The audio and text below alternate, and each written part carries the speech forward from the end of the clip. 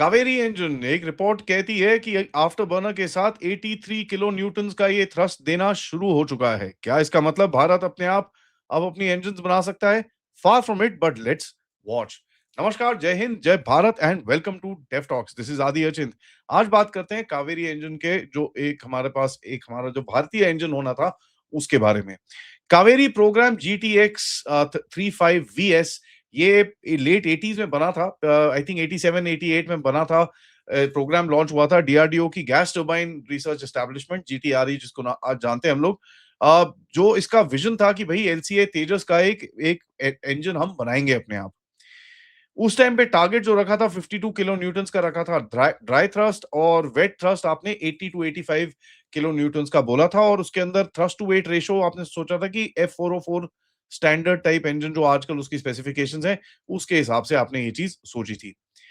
But चलते गए, जैसे आपको पता है भैया, हमने पैसे वैसे कम डाले, हमने काम थोड़ा सा ढीला किया। उसके बाद हुआ क्या कि एंड रिजल्ट ये आया कि काफी हद तक बॉटलनेक्स आए उसके अंदर।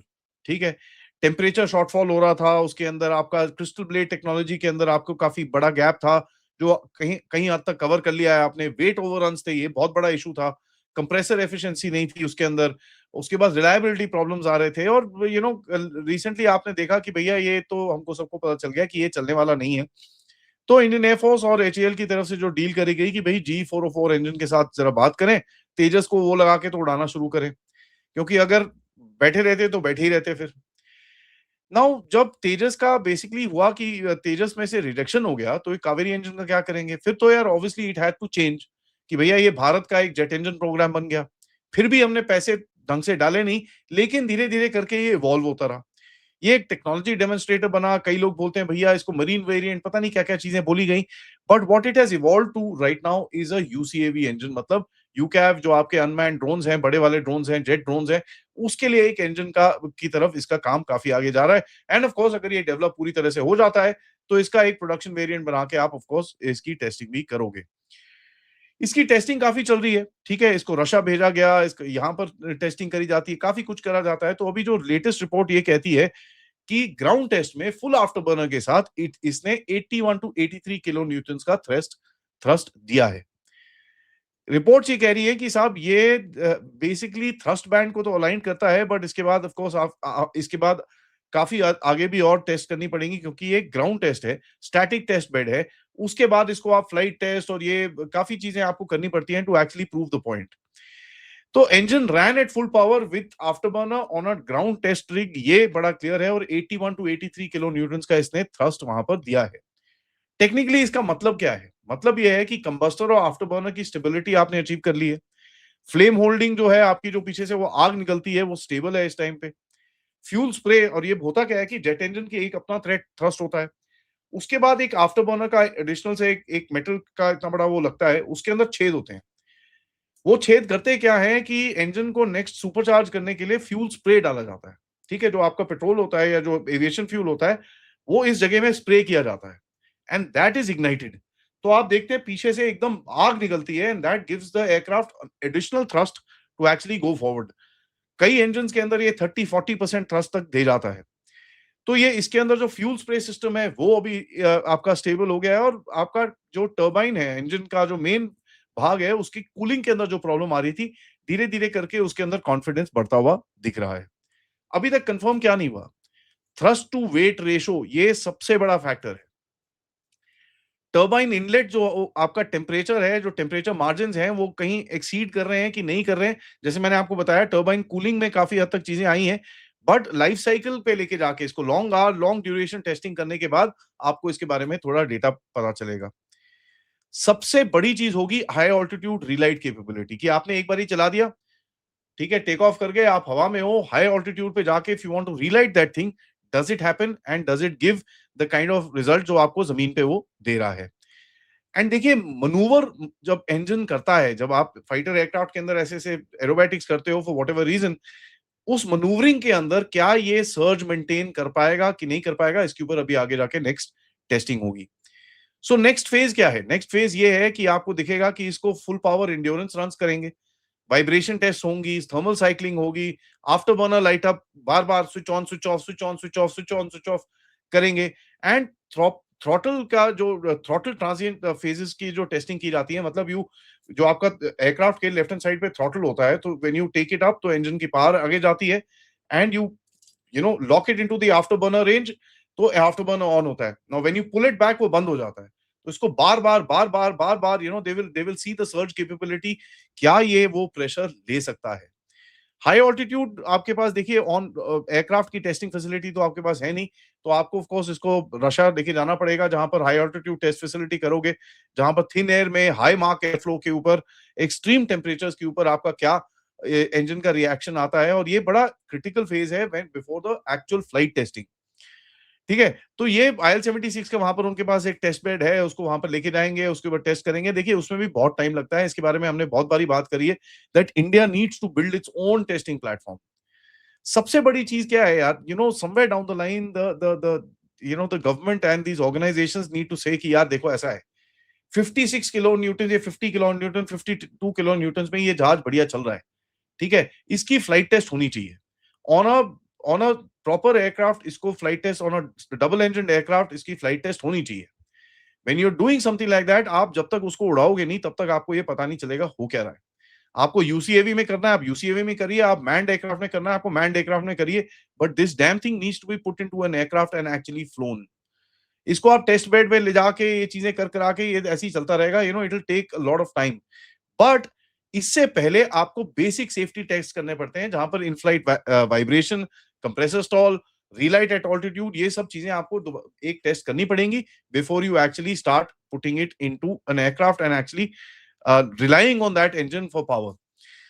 सबसे बड़ी चीज होती है लॉन्जेटिविटी इंजन की। देखिए चाइना के अंदर अगर आप देखेंगे इंजन प्रोग्राम, तो हाँ बोलते हैं भैया उन्होंने बना लिया है, बट उनके इंजन 1000 घंटे के बाद they create a lot of problems, and actually जो उनके पुराने वर्जन हैं वो 1000 घंटे के बाद आपको पूरे रिप्लेस करने पड़ते हैं।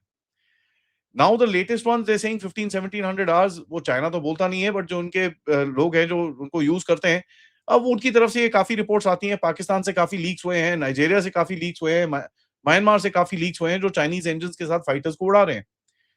सो देखिए आपको उसको उस लेवल पे लेके जाना पड़ेगा जहां पर 1000-1500 घंटे के बीच में क्या उसमें इम्पैक्ट आता है, क्या वेट आता है, एंड आपको इसका जो 4000 प्लस आवर्स की जो लाइफ साइकिल है, जो एक नॉर्मल नॉर्मल स्टैंडर्ड है, उस तक इसको लेके जाना पड़ेगा। Afterburner cycles, thermal fatigue, इन चीजों के बारे में आपको एंड्योरेंस टेस्टिंग आपको करनी पड़ेगी, and this is something that you will need to do before you actually do stuff. इसको आगे लेके जाओगे। आपके तेजस के अंदर बिठाना इसको काफी दूर का है, but I am still saying that somewhere down the line somebody needs to put this damn thing into an aircraft and actually use that power. अगर ये बिना आफ्टर बर्नर के भी चल रहा है, use it and see what are the reactions, what is the capability, तब तक आपको ये पता नहीं चलेगा। क्योंकि देखिए एक एक चीज और होती है कि when you put the damn thing in an aircraft and fly it, फिर एक प्रेशर जो बनता है which is different. The pressure on the organisation to start delivering is different.